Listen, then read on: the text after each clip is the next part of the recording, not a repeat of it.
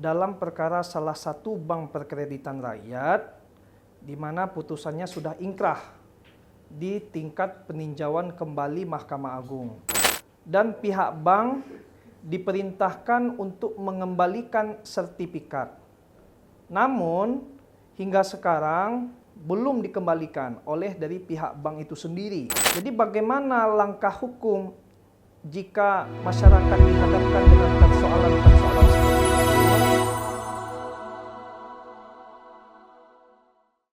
Halo, kembali lagi dengan saya Al-Kausar Akbar.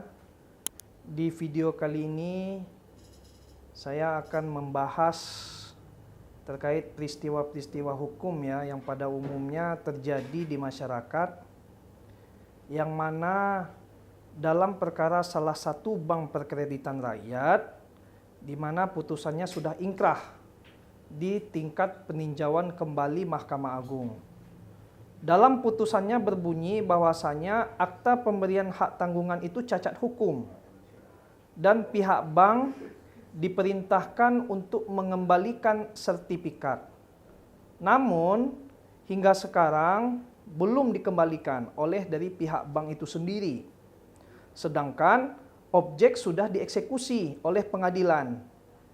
Jadi bagaimana langkah hukum jika masyarakat dihadapkan dengan persoalan-persoalan seperti itu?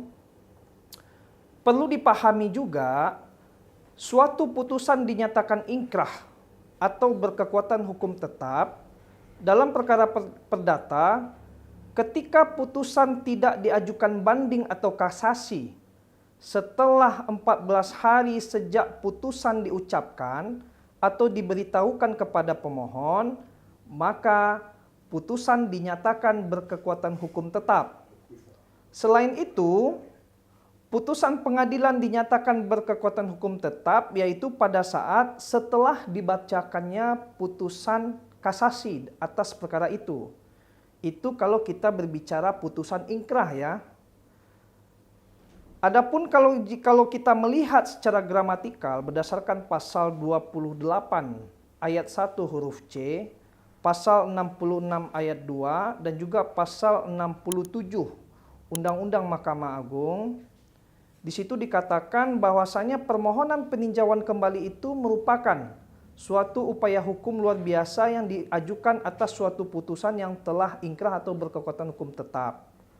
Akan tetapi upaya hukum peninjauan kembali ini tidak menangguhkan atau menghentikan pelaksanaan putusan pengadilan yang telah ingkrah atau berkekuatan hukum tetap.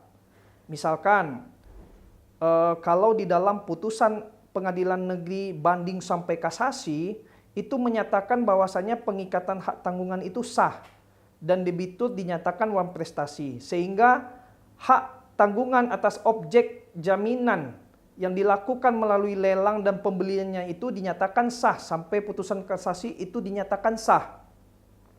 Atas hal tersebut bahwasanya pihak bank selaku pemegang hak tanggungan dan juga pembeli lelang yang diasumsikan merupakan pemegang hak tanggungan dan pembeli yang beritikat baik, maka terhadap putusan ingkrah itu juga terdapat upaya hukum yaitu peninjauan kembali yang amar putusannya menyatakan APHT cacat hukum dan pihak bank diperintahkan untuk mengembalikan sertifikat.